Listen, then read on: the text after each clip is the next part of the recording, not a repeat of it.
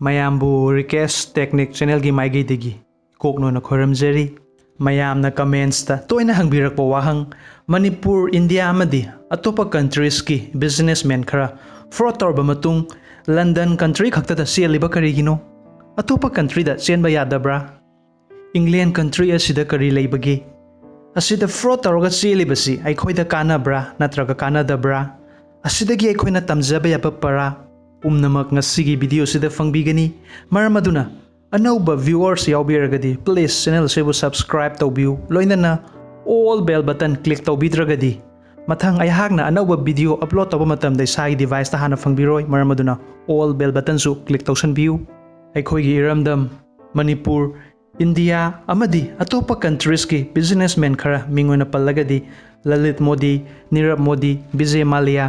Billionaire khara business haugatlaga aranba pambai sizinaraga England khakta CHELIBA maramasi khangbibagidamak England gi law khara khangminasi law asi all international country gi law nati India amadi England gi marakta inakhiba law adugi ming adudi Extradition law haina khangnai asigi manungda ahanbada military ani subada political ahum subada crime involved mari subada evidence plus case amadi manga subada treaty ahanbada military asida England gi law na hairibasi atopa country dagi military habadi sifai selaga UK da laiba matamda England government na faba yadabagi law praman oina haiba matamda hauzik Myanmar da military ga Aung San Suu Kyi ga lainariba problem asi kharani gi matung military khara England da selaga lairagadi Aung San Suu Kyi na amuk rule taurai khalasi adudagi England da lairiba Myanmar military loina fadaba yade hairagadi problem kaya ama thengnagani asina maram oiduna military fabagi rule asi laite law asigi matungina ani subada political party gi mioi adu karigumba England da selaga lotona laiba matamda phaba yadabagi law praman oina haiba matamda US ki hauzik president oiriba Joe Biden amadi hanagi president Donald Trump na Joe gi mathakta case tausillaga UK da lotpa matamda UK gi police na karisu tauba yaroi political issue oibana ahum subada crime involved country animakna crime ni haina yaba oiragadi mioi adu phaba yaba mari subada evidence plus case mioi adugi mathakta siriba maral adu achumbo oigadaba loinana India da porakpa matamda maral adugi case adumak India da su chathagadaba praman oina hairagadi fraud ki case ta UK da case chatharaga India yauraga murder gi case tauba yadaba madi manga subada treaty habadi agreement natraga contract habani rules mayam asi India government follow tawrabasu UK government na fraud tawriba mioi singasi India government da sinabiro haiba matamda yamna laina yade asi haire haiduna India government na thau sadabadi nate fraud tawraga chiengkhiba mayam asi poraknaba honaribani UK government di makhoigi lamda paisa puraga labanina masagi country asi chaukhatnaba khanduna kadar tawrini England da laga laiba matamda 2 million pound England da invest tawraba property leiraba restaurant hangba ngamagadi sahi kharanigi laibada kariyamata athingba leite haina law sina hairi adugi mathakta golden visa su fangi golden visa ase karino haiba matamda country aduda 10 years laiba yaba mafam aduda paisa invest tawba yaba mioi adugi nupi amadi angangsing problem amata leitana laiba yaba sini England gi law asina amuksu hairi madudi ngasai niyo mayam adu ngaklaba matung court na ayaba su maru oi hairi ahanbada England gi district court asida amuk adugi matung amuk high court adudagi amuk supreme court asida amuk sahi kaya case namsalaga laigadawriba adusu khangba ngamde supreme court si lorba matung court amakaksu lairi madudi European Court of Human Rights asida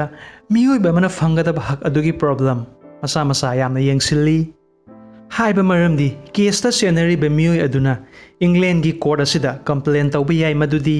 India gi jail adu yamna motli timing chana sak pijade toilet motli asiguma complaint asi European Court of Human Rights asida complaint tawba yai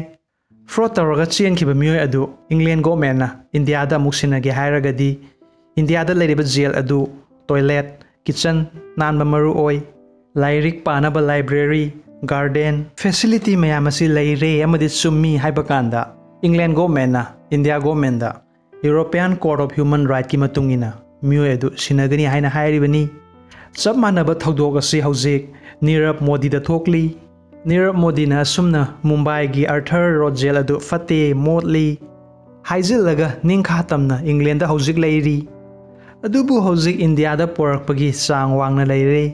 India dagi fraud torba matung sian khraga England da lotuna leiriba mioi chamgi mathakta lei adubu porakpa ngambadi mioi ani khakta oiri hojik fauba Russia country 2003 da Russia gi businessman ani loan fraud torba matung England da chenkhi Russia na haiki mioi ani adu England da chenkre sinabiu haina adubu England na district court High Court, Supreme Court, Human Rights ki chance lauraga thamki Russia na makhoi gi raw agent adu England da tharaga fraud mioi ani adu kadai da leigi haiduna thirakpa matamda hotel da lei haina khangbadagi raw agent adu hotel adugi waiter saraga fraud ani adu hotel adu da hatkhi pawasi Russia country pumbada sandokhi adugi matung hojik fauba Russia gi businessman amata England da selaga lotkhidre Aikoi country su asumna tawfam thokpra comments ta thambiramu United States of America USA country US country dagi fraud tawraga chenkhiba mioi singadu 95% di US government da England gi government asinai India gi di 1% fauba sinade asina taklibadi England country na India si hanthaba mit yengda yengli haibasi khangmangami US di powerful country oibana kiba haiba tabani Isagi lamdam dagisu fraud tawraga CHELIBA praja mayam gi sel puraga CHELIBani imai belna nongmagi ensang na pi yolaga mamittagi mapi taba makhai nungsa marakta famlaga siki makhai tongsinjaraga private microfinance aduda thamjaba lomi amana nungsa marakta wana suraga sel tanjaba nongmagi ruji suraga amadi afangba thabak suraga adudagi phangjarakpa sel adu Karam makhaidi kana gadra khanduna thamjaba aduga mioi kharana AC makhada famduna sel mayama khomjillaga iraibaki damaktani haijinduna namthak tawraga laina chenkhiba asidani ngasi mayamna private company khire pele haiduna sonari basi haugalakliba satra satri na khoina iramdamasi chakhotpa ma porake hairagadi anoba business ki wakhallon adu puthokpiyu GDP growth haibadi isagi ramdamdagi pothok helingai isagi lamsu chawkhatpa hengadawribani adubu business haugatlaga mina wana thamjariba sel adu puraga sienge haiba wakhalon adudi khanbiganu isasu pesa paigi amadi praja mayambusu thabak pigi haina khanba numit ado chawkhatpa haurabani asida England na thamliba law asi yaningde adubu asidagi aikhoina tamjaba yaba paradi sel mayam ama puraga lakpadu England country da invest tawhalabnina GDP growth oiba tabani hojik video yengbiriba isamak migi yumda changba matamda fajana welcome tawbiragadi yum adugi angang aduda oirabasu lupa 10 fawba piramgani nungsi haiduna fajana welcome tawbi haiduna amaromda yum aduda changluba matamda welcome fajadragadi sauna thokiba tabani asumna iramda masidasu businessman achawasang senjau paiba lakpa matamda banamadi blockade tawbagi mahuta fajana welcome tawbiraga isagi iramdamgi kanaba lahoragadi faroidra hojik video yengbiriba aigi marupna company ama hogatle khalasi miyamna thajabadagi sel mayam ama thamle mayamna sakhangnare ai hojik London da chelasira asida chelagadi miyamna hangnagani kari maramgi chatlino London da chatpa haibasi paisa yamna mathau tai mafam asidadi nongma leibada acha thak pullaga lupa chamanga na konai London da oiragadi nongma da lupa lising kun gi mathakta sungsoi soidan changlagani praja mayamna aingonda thajaraga thamliba paisa mayam asi karigumba aina namthak tawragadi miyamna aibu thajaba manglani adugi mathakta case kayamusu lakani case lagadi jail da leiba taba adusu chahi 30 dina kun fawba jail gi hawai chaba budi yumgi imana lonba iromba du charaga mayamna thamliba sel sina lamdam asida invest tawraga chawkhotpa ma porake ima ibelna wana enjang napi yonjariba aduga aingonda thajaduna sel asi thamliba asigi awaba sigi thajabasi manghanba yade ko ai asumna wakhal khanba matamda kari tawbagi mayamna private company khire haina doinu paisa paiba madi leiba khaktana business hauba yaba nate tamba haiba masu changi ngasi lamdam asida business 95% fail oiribasi tamdabagini aikhoina wana sel tali aduga private company kayamada thamli adugi mathakta income tax su pay tawri aduga mioi kharana irai laina England country da paisa invest tawri isagi lamna laira hore migi lamna sana oikhre asidabu aikhoina afaba mini natraga afaba company ni haiba yabra sigi matangda kari phongdokningba comments ta thambiramu lijeriba wari mayam asi mingdi panjararoige mayamna su bhap tabiramgani news media da paw kayama tari uri company aduda thamluba paisa adu puraga chenkhre tabadigi paisa thamliba mioi adu masa mathanta sijakhre haina mafam makhal makaldagi paw asibu tabada kari amata phawbidabra praja mayam makeup thokpiro fraud toriba company mayam asi asumna lamdam asida tawba yaroi haibagi akibadu khanghanbiu yai haina asum tawragadi awabana asum noma nomagi awaba henba tabani amadi angammana asum nungai khiba tabani chawkhatlaba matam asida isana pairiba mobile aduna social media gi matengna suki matik kanaba kyama lawba yai maramaduna social media gi kanaba si lawbiu amadi fraud tori mayam asi yade haibadu khanghanbiu nungtigi lai khoramlaga laina paisa pirakani haibadudi andha visas ki warini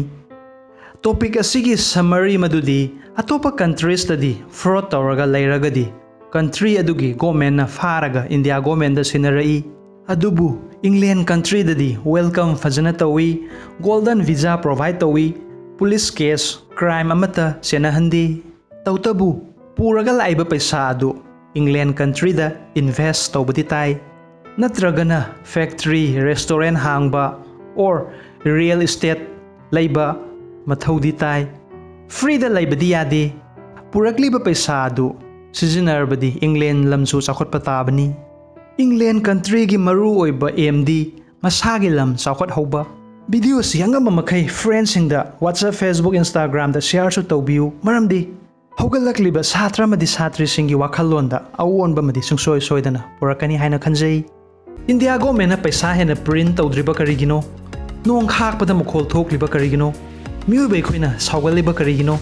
gas cylinder red aeroplane na white amati tire black oriba karigino wahang mayam asigi paukhum khangbibagi damak ai haki atopa YouTube channel RIKESH education asida mayamna fangbigani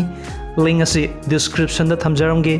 channel asibusu mayamna support tobiyu hauzigi samangna sizinariba microphone earphone amadi atopa device sing karigumba pambiba yaubiragadi BOYA company with best quality product mayam asi hauzik yengbiriba video asigi description da link oina thamjaramge